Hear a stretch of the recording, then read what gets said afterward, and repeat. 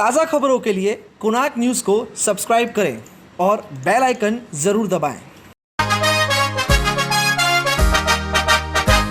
अपना शहर, अपनी बातें, अपना शहर, अपनी बातें, सुबह शाम हर रोज आपके लिए लाते, हम आपके लिए लाते।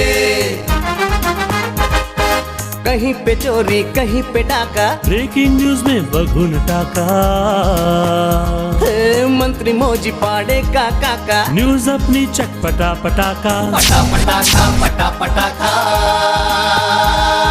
खबर दर खबर पहुँचे आपके घर, देखे न्यूज ये पूरा शहर।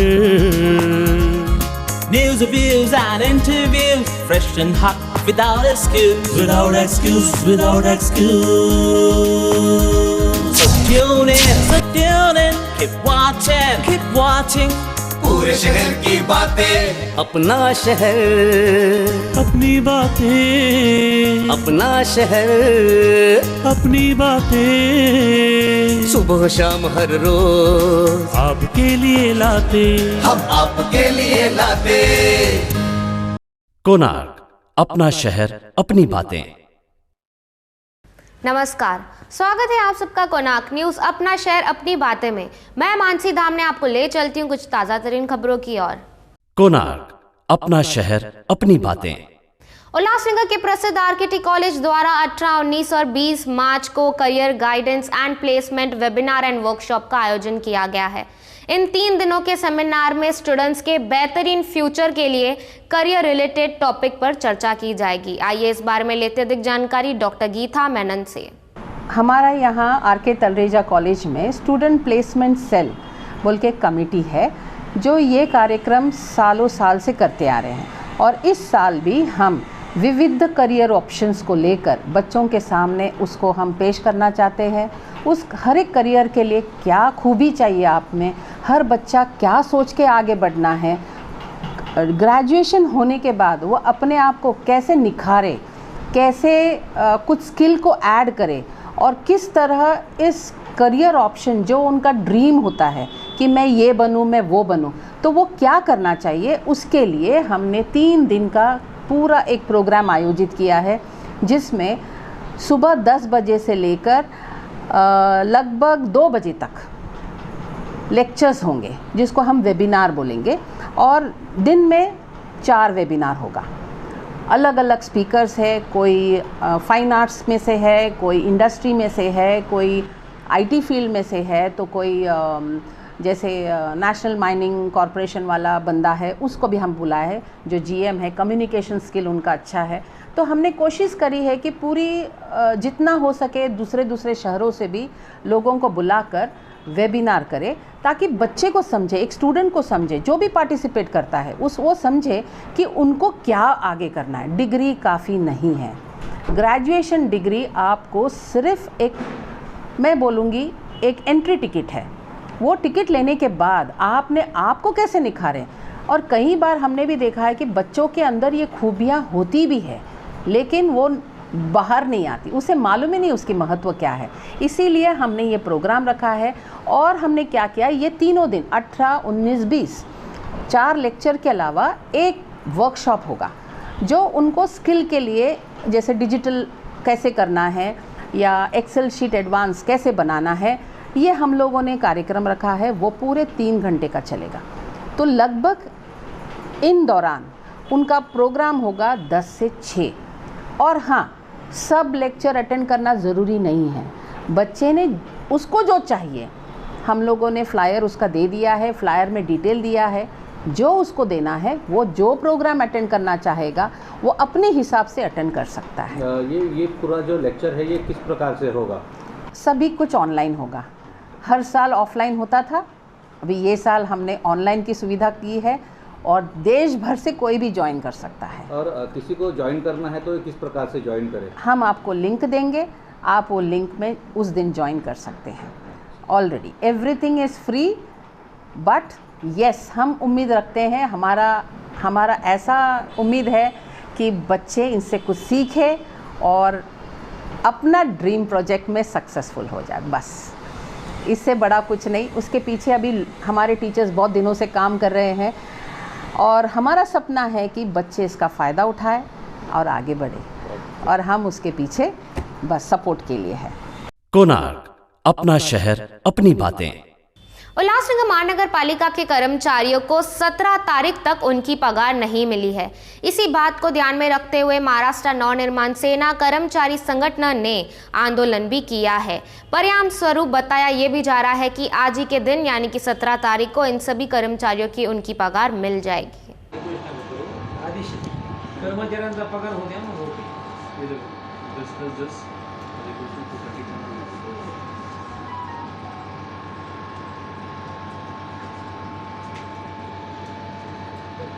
आज तुम्हाला तुमच्या म्हणण्यानुसार आज क्लास 4 परिस्थिती का अशी उद्भवली? परिस्थिती काय झालं साहेब? त्याचं कारण काय? मी येण्याच्या अगोदर तर मला माहिती नाही, पण मी आल्यानंतर मी पाणी तुम्ही येण्याच्या अगोदर ते पण तिथंच बसले, त्यांनी काय 20 करोड रुपये कोणाला दिले का? तुम्ही आधी कॉमा म्हणून तिकडे बोला, मग नंतर का साहेब 20 करोड रुपये कोणाला दिले का तुम्ही? सर आल्यापासून आहे ना सर गव्हर्नमेंट देणी दिलेले आहे, त्यामुळं गव्हर्नमेंट दिल्यामुळे थोडं जरा आता पण 20 करोड मध्ये 7 करोड रुपये जर पगाराचे गेले असते तर कटके साहेबांना आशीर्वाद मिळाले असते। 3 महिने तुम्ही आला आमचं कामगारांचं काहीतरी ताळेबंद करून ठेवला पाहिजे, तुम्ही ठेवला नाही। आणि मग लेखाधिकारी कोरोनातून उठून आल्यानंतर ते म्हणतात मी कोरोनामध्ये होतो, तर ते कोरोनामध्ये होते तर तुम्ही कोमात नव्हते ना, तुम्ही जोमात होते। तर याच्यापुढे असं होऊ नये, संघटनेचा तुम्हाला परत म्हणजे विनंती करतोय हात जोडून, परत तसं करायला होतं। कर्मचारी बांधव पण आमचे बांधव आहे ते, आणि आम्ही वेगळे नाही, बरोबर आहे। परंतु असं नियोजन बांधव आहे, पण त्या भावाच्या घरामध्ये सूट पेटली का नाही ती बघितली का? पिछले 17 तारीख से उल्लासनगर महानगर पालिका के जो कर्मचारी हैं उन्हें पगार नहीं मिला है, क्या कहेंगे इस विषय पर आप? उल्लासनगर महानगर पालिका के कर्मचारी अपना अपना काम डेली कर रहे हैं, लेकिन जो पगार की तारीख 5 तारीख के पहला जो पगार मिलता था उनको आज 17 तारीख हो गई। 17 तारीख के बाद में पगार नहीं, तो संगठन की तरफ से जो हमारे लेखा अधिकारी उनके कार्यालय में हम लोगों ने ठिया आंदोलन किया। ठिया आंदोलन करने के बाद में मनसे का ठिया आंदोलन बोले तो उनको मालूम था, इमीडिएट बोले कि आज के आज पगार कर्मचारी के खाते पे जमा हो जाएगा। तो उनका हम लोगों ने आज के दिन हमारा जो आगे का आंदोलन था हम लोगों ने स्थगित किया और आज उन लोगों ने पगार देने की शाश्वती दी है और पगार डालने के लिए ताबड़तोड़ भेजा गया। क्या कारण हो सकता है, क्यों पगार रोका गया था इतने दिन? उनका कहना था ग्रांट नहीं आया, लेकिन ग्रांट का कारण हम मनसे संगठन की तरफ से ग्रांट का कारण सामने नहीं रखे।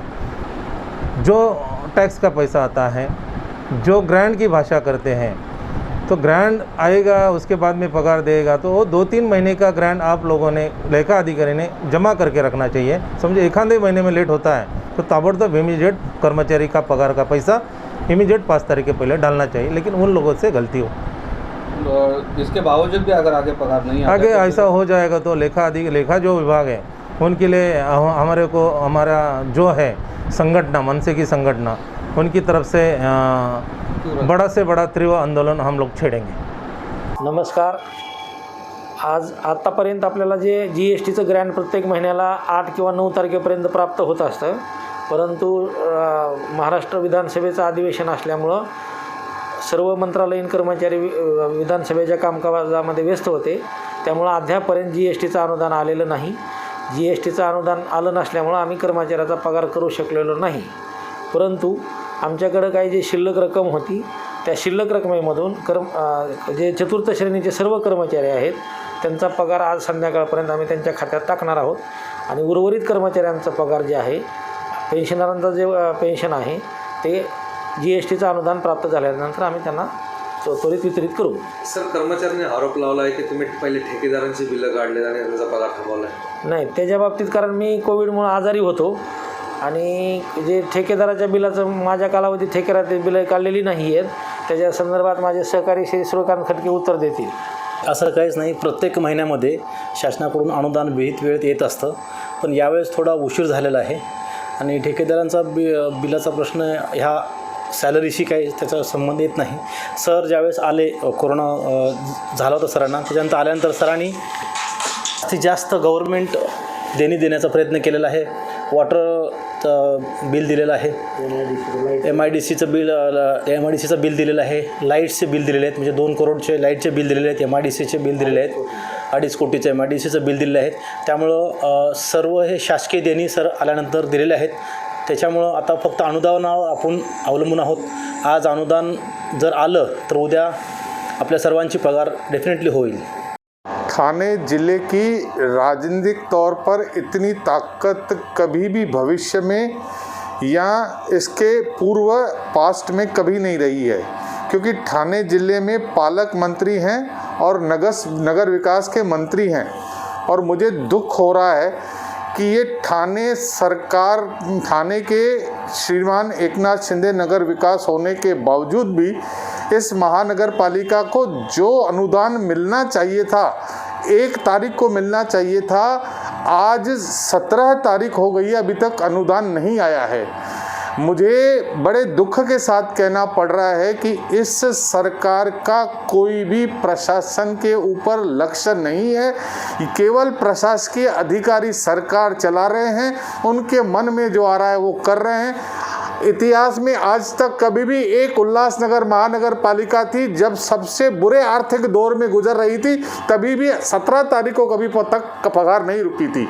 मुझे दुख के साथ कहना पड़ता है कि शिवसेना की महाअगाड़ी सरकार इसके लिए जिम्मेवार है.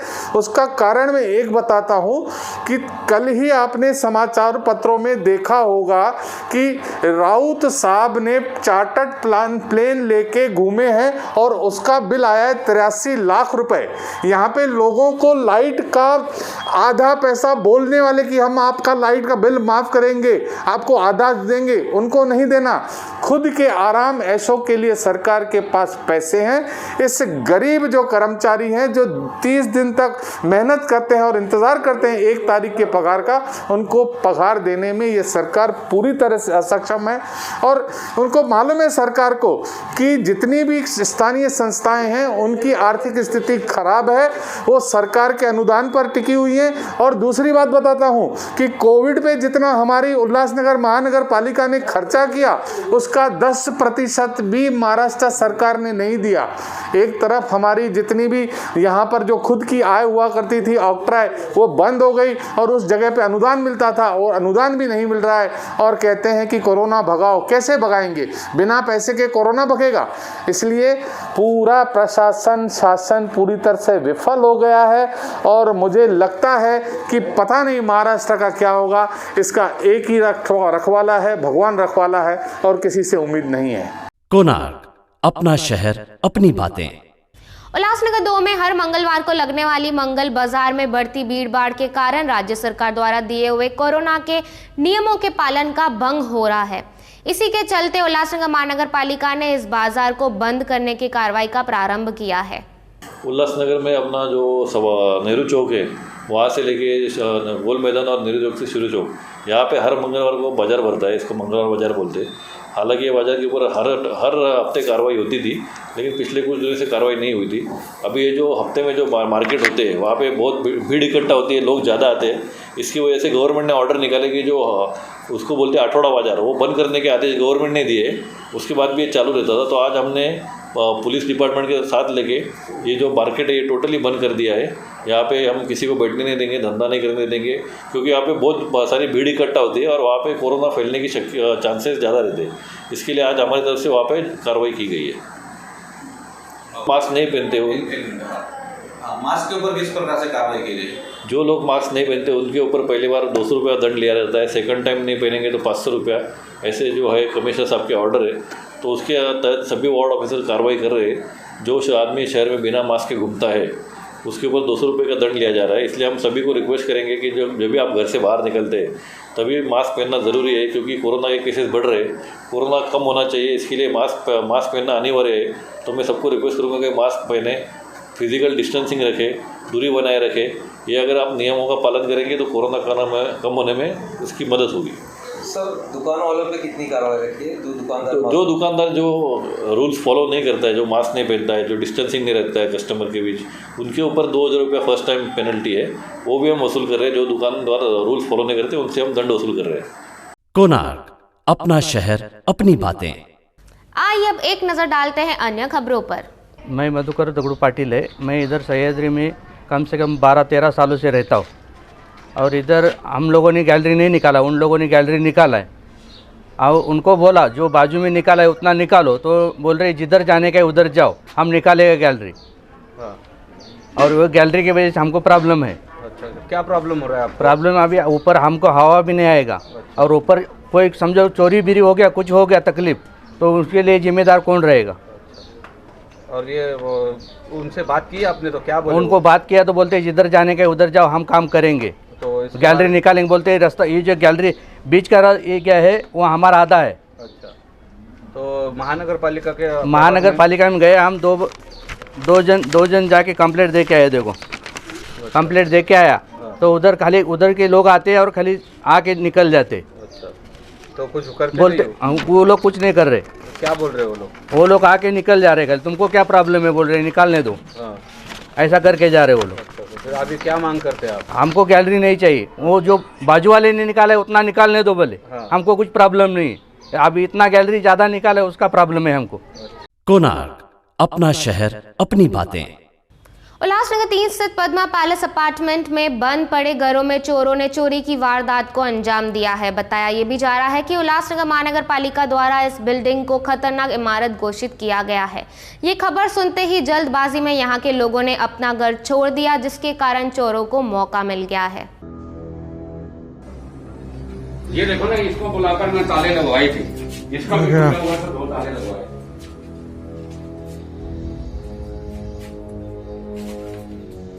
काफी सामान चोरी करे, सब खोल के गए हैं।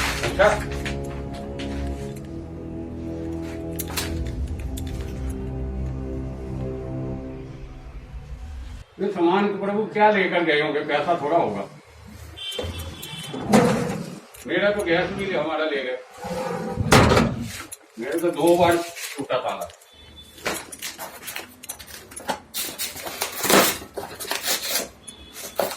इसका मतलब रात को वो बैठे रहते हैं आराम के साथ, ताला गेट पे भी नहीं है ना, ताला नहीं है।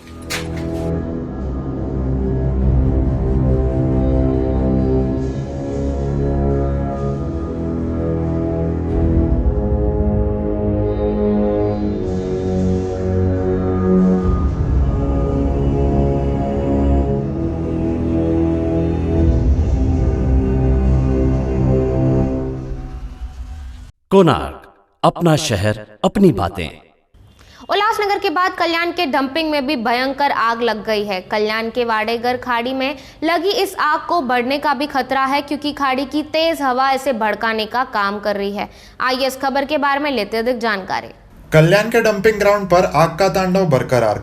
खूप मोठी आग लागले आणि आता तर खूप मोठ्या प्रमाणामध्ये ज्वाळा आणि धूर पसरलेला आहे। आता धूर कमी होत चालला, पण ज्वाळा खूप मोठ्या प्रमाणामध्ये पसरलेले आहेत आणि आता ही आवाक्यात आणणं, आटोक्यात आणणं जरा थोडं कठीण होणार आहे, कारण खाडीच्या बाजूला पहिल्यांदा खालच्या बाजूला लागलेली होती आग, परंतु आता ही आग कचरा डेपोच्या वरच्या ढिगाच्या वरपर्यंत आता आग पोचलेली आहे आणि आता खाडी पात्रामध्येही त्याचे प्रतिबिंब दिसते। आता सगळं हे खूप मोठी आग लागलेली दिसते। पहिल्यांदा जी सुरुवातीला आग लागलेली होती ती छोट्या प्रमाणामध्ये होती, पण आता खूप मोठ्या प्रमाणामध्ये आग लागलेली दिसते।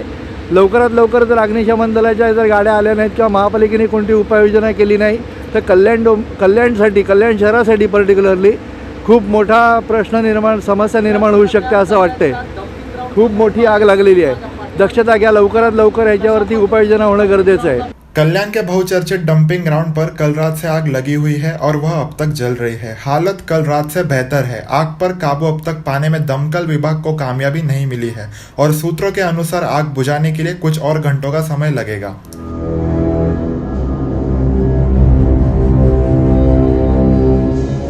एक और जहां मार्च की गर्मी ने लोगों को बेहाल कर रखा है, वहां इतने बड़े पैमाने पर आग लगने के कारण इलाके के तापमान में बढ़ोतरी देखी जा सकती है। आग के बढ़ते तापमान के कारण डंपिंग ग्राउंड के पास वाले सीएनजी पंप को भी कल रात से बंद रखा गया है।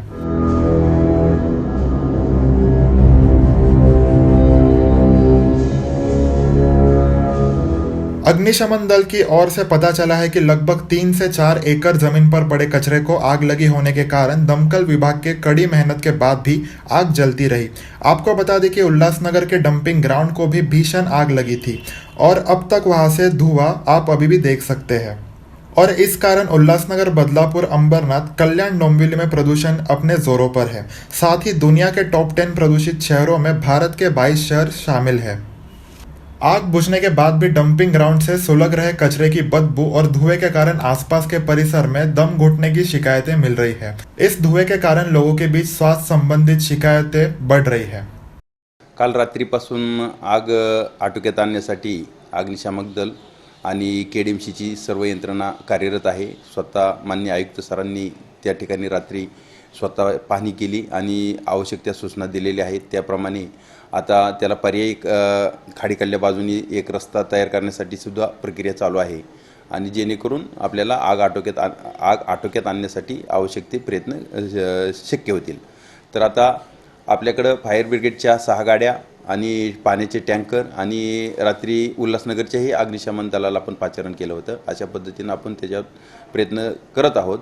तर काही ठिकाणी मातीचा वापर करून आग आटोक्यात आणणे, पाण्याचा फायर ब्रिगेडच्या माध्यमातून अशा पद्धतीने तिथं नियंत्रण आपण करत आहोत आणि मला वाटतं की आज संध्याकाळी जर कंट्रोलमध्ये म्हणजे वारा जर नसेल जास्त तर कंट्रोलमध्ये आणण्यासाठी अग्निशमन दलाला नक्कीच चांगले यश मिळू शकेल।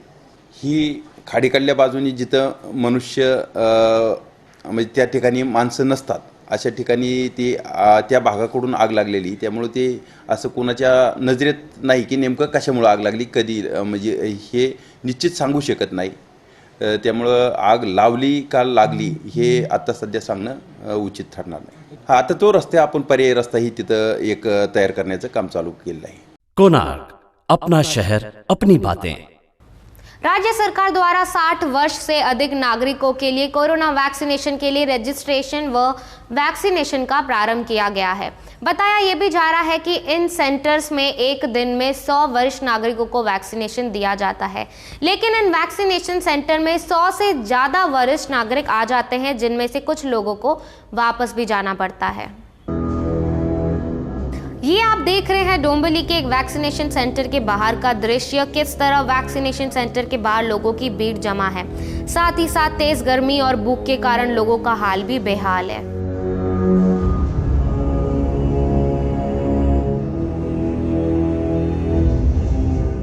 कोणार्क, अपना शहर अपनी बातें। बदलापुर स्थित कैरामल स्कूल के सामने व हॉस्पिटल के बराबर में 2 पाइपलाइन से दुर्गंध युक्त केमिकल और पानी लगातार सड़क पर बह रहा है, जिसकी शिकायत कई बार वाकई नगर परिषद से भी की है। यूथ ऑफ टुडे का ये भी कहना है कि इसी के चलते हॉस्पिटल में बीमार पड़े लोगों पर भी इसका बुरा असर पड़ रहा है। तसं तुम्हाला सगळ्यांना माहिती आहे की जिकडे चुकी होतं तिकडे आपला संस्था आणि मी स्वतः थांबतो आणि आपण तिकडे लोकांना दाखवतो की काय परिस्थिती चालू आहे। तर आज आपण या ठिकाणी आलेलो आहे, आपण ग्रामीण रुग्णालयाच्या बाजूला आलेलो आहे। तर आज आम्ही जेव्हा इकडून येत असताना आम्ही समोरचं परिसर बघितलं आहे, अतिशय वाईट परिस्थिती झालेलं आहे। जे केमिकल वॉटर आहे, केमिकल पाणी आहे, हे इकडून रिलीज होऊन कुठून येतं माहीत नाही, त्याचं स्रोत माहीत नाही। रात्र झाले म्हणून आम्ही नाही शोधू शकलो, पण हे पाणी जे आहे हे पाणी इकडून केमिकल पाणी जे ब्लॅक पाणी आहे पूर्ण इकडून वाहून ओव्हरफ्लो होऊन इकडे पूर्ण बाहेरपर्यंत हॉस्पिटलपर्यंत जात आहे। बघा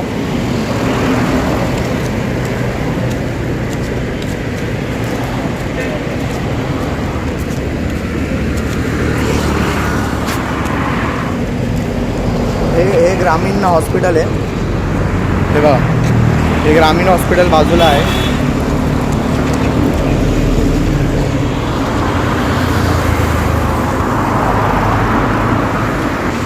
तसं तुम्ही बघितलं की हे पाणी जे आहे हा कार्मल स्कूलच्या ऑपोजिटमध्ये इकडून 2 पाईप लिकेज झाला आणि हे पूर्ण पाणी जे आहे केमिकल पाणी एकदम ब्लॅक पाणी आहे ते पूर्ण वाहून हॉस्पिटलमध्ये जाते, ग्रामीणमध्ये जाते।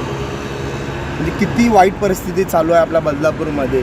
तर माझा हा व्हिडिओच्या माध्यमातून हेच विनंती आहे की प्रशासनाने लवकरात लवकर याच्यावरती ॲक्शन घ्या। हे पाणी कुठून आलेलं आहे आणि किती दिवसापासून आलेलं आहे, कारण हॉस्पिटल आहे, इकडे लोक गरीब लोक इकडे येतात आणि ते आजारी असल्यामुळे तिकडे येतात आणि हे पाणी असल्यामुळे अजून त्यांना त्यांच्यासाठी हा डेंजरस आहे, कारण हा पाणी एवढं प्रदूषित पाणी आहे हा, आणि ओपनली हा इकडे सोडण्यात आलेला आहे. पूर्ण लाईट चालू आहे बघा तुम्ही, ते पाणी पूर्ण जाऊन हॉस्पिटलला कनेक्ट होते पूर्ण. हे कुठेतरी थांबला पाहिजे. तर प्लीज मी प्रशासनाकडे हेच विनंती करतो की हे जे पाणीचा स्रोत आहे, जे केमिकल पाणी आहे, हे अतिशय प्रदूषित पाणी आहे, ह्याच्यामुळे हानिकारक होऊ शकतो. इकडे हॉस्पिटल आहे बाजूला, हॉस्पिटल ग्रामीण हॉस्पिटल आहे, आणि हे पूर्ण जे पाणी आहे पूर्ण पाणी तिकडे चाललं आहे. पूर्ण काय अवस्था चालू आहे बघा. तर प्लीज जास्त जास्त हा व्हिडिओ शेअर करा, जेणेकरून च्या अधिकारीपर्यंत हा व्हिडिओ पोचला पाहिजे आणि लवकरात लवकर याच्यावरती ॲक्शन उचलला पाहिजे. कारण की हे जर पाणी नाही थांबला तर कुठेतरी लोकांना हानिकारक आहे, कारण की हा पाणी इज व्हेरी डेंजरस पाणी, आणि हे पूर्ण खुलेआम हा लीक होत चाललं आणि त्या लक्षात द्यायला कोण नाही आहे. किती पाणी वाहते, कंटिन्यूअस पाणी वाहते, कंटिन्यूअस, कुठे थांबलं असा स्टेईंग वॉटर पण नाही, कंटिन्यू हा पाणी वाहत आहे बघा. पूर्ण पाणी कंटिन्यूअस वाहतं आहे, ब्लॅक पाणी. तर प्लीज हा व्हिडिओच्या माध्यमातून मी सगळ्यांना हेच विनंती करतो की जास्तीचा पोस्टला शेअर करा, जेणेकरून लोकांपर्यंत पोचलं पाहिजे. हे जे परिस्थिती इकडे जे परिस्थिती चालू आहे हे लोकांपर्यंत पोचलं पाहिजे, आणि हे स्तोत्र हे थांबलं पाहिजे. आणि हे पूर्ण हॉस्पिटलला कनेक्ट होतं आहे, बदलापूर ग्रामीण रुग्णालय कारमल स्कूलच्या ऑपोजिटमध्ये. एवढं संबोधित. जय हिंद, जय. कोणार्क, अपना शहर अपनी बातें. भारतीय जनता पार्टी के नेता किरीट सोमया ने भिवंडी के आरोग्य सेवा का जायजा लिया. आइए सुनते हैं इसी विषय पर उन्होंने पत्रकारों से क्या कहा.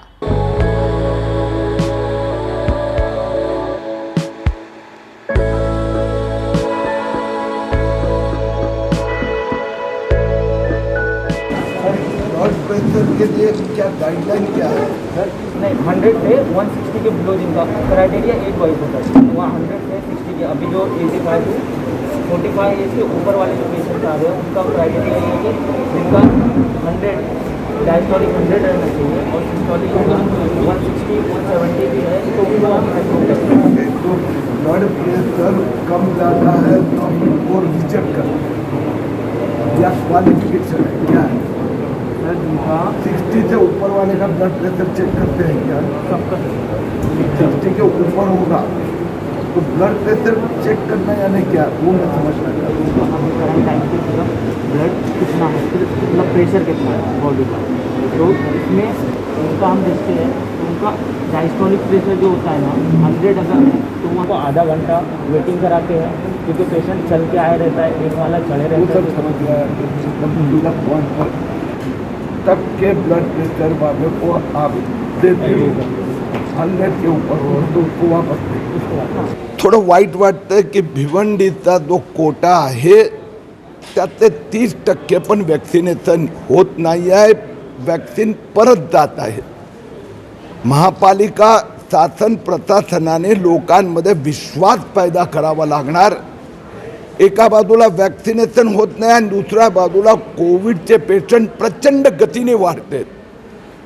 प्रॉब्लेम असा आहे की ठाकरे सरकार सध्या फक्त वसुलीच्या धंद्यात बिझी आहे आणि त्यांची खुर्ची वाचवण्यात व्यस्त असल्यामुळे महाराष्ट्रात देशातले 70% कोविड नवीन पेशंट महाराष्ट्रात आणि मृत्यू पण तेवढे काळजी करण्याची गरज आहे. सर, मनसुख हिरेन प्रकरणामध्ये रोज नवीन खुलासे होत आहेत. काल मर्सिडीज गाडी भेटलेली आहे आणि ती गाडी धुळ्यामधली असल्याचं देखील आता समोर आलेलं आहे. काय एकंदरीत आता पाहता येईल? हे काँग्रेसवाल्यांना सांगा ठाकरे सरकारची नाटकं बंद करा. खरं म्हणजे वादे गँग हे ठाकरे सरकारची पैदाइश आहे आणि काँग्रेस NCP शिवसेनानी हे प्रकरण दाबण्याचा प्रचंड प्रयत्न केला. आमच्यामुळे मनसुख हिरेन परिवारामुळे NIAला तपास गेला. ठाकरे सरकारने तर प्रकरण दाबलं होतं, त्यांनी तर त्यांच्याच पोलीस अधिकाऱ्यांना मनसुख हिरेनला मारण्यासाठी सांगितलं आणि आता हे प्रवक्ते इश्यू डायव्हर्ट करण्यासाठी प्रयत्न करतात. मी खात्री देतो की फक्त सचिन वाझे नाही, त्याचा मागे जो IPS अधिकारी आहे तो आणि त्याचा मागे जो पॉलिटिकल नेता मिनिस्टर मंत्रालयात बसलेला आहे हे सगळे जेलमध्ये जाणार. स्कॉर्पिओनंतर आता मर्सिडीज गाडी याच्यामध्ये मुख्य आता एक समोर हे बघा, तुम्ही त्या काँग्रेसवाल्याची भाषा समजून घ्या. स्कॉर्पिओ असलो, मर्सिडीज असली की इनोवा असली, व ठाकरे सरकारच्या पोलिसांची इनोवा गाडी वापरली गेली मनसुख हिरणच्या हत्येसाठी. आणि आता हे खुर्ची वाचवण्यासाठी ते मर्सिडीज करतात. NIAनेच ती मर्सिडीज शोधून काढली आहेत. किती इश्यू डायव्हर्ट करण्याचा प्रयत्न केला तरीही मनसुख हिरण आणि या घटनेचा मागे आहेत, त्यांचा तपास होणार. मी काल मनसुख हिरणच्या परिवाराचा लोकांना भेटलो, त्यांना भीती आहे. मनसुखची बोलती बंद केली, आता त्यांचा परिवाराची बोलती बंद करण्याचा हेच काँग्रेस NCP शिवसेना सरकार प्रयत्न करीत आहेत. म्हणून मी NIAला पत्र लिहिलं आहे, अमित शहांना सांगितलं आहे, कळवलं आहे, विनंती केली आहे की यांचं संरक्षण करा. आणि त्याचबरोबर त्या काँग्रेसच्या प्रवक्त्याला सांगा वाझेची नियुक्ती कोणी केली, 5 जूनला परमवीर सिंगनी केली, त्याची पण तपास झाला पाहिजे. कोणार्क, अपना शहर अपनी बातें. अरब समुद्र के उत्तर में मच्छी मारों की सुविधाओं के लिए सांसद राजन विचारे ने दीप स्तंभ की स्थापना की है. आइए इस खबर के बारे में लेते अधिक जानकारी. तिथे जवळ 4 बोटी आजपर्यंत असताना 4 बोटींचं नुकसान झालेलं आहे. किती अपघात झालेला आहे. अपघात होऊन बोटींचा अपघात होऊन त्या बोटी दगडांवरच्या डोंड्यांवरती अजून फुटलेले आहेत. कितीतरी नुकसान झालेलं आहे. कितीतरी लोक बुडून मरण पावलेली आहेत. तिथून बोट घालताना मनाची धाक होते, जणू रक्त आटते, याचा आपल्याला अनुभव येत आहे. अशी सगळी परिस्थितीचा आपण विचार करूया. हे मायालू कुमारी मध्ये जो कोणी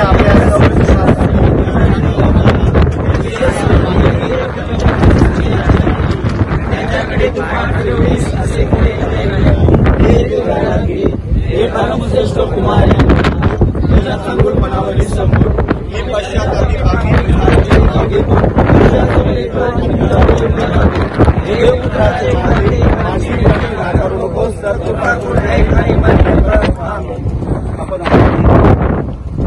श्रीफल ज्याला म्हणतो, हे पवित्र शुद्ध शुद्धतेचं प्रतीक असलेला श्रीफल आपण घेऊया. आपल्या पावन शुभ असते. कोणार्क, अपना शहर अपनी बातें. कोणार्क, अपना शहर अपनी बातें. तो बस आज के लिए इतना ही. अगर आप कोई भी खबर हम तक पहुंचाना चाहते हो तो आप हमसे नीचे दिए हुए नंबर पर संपर्क करें.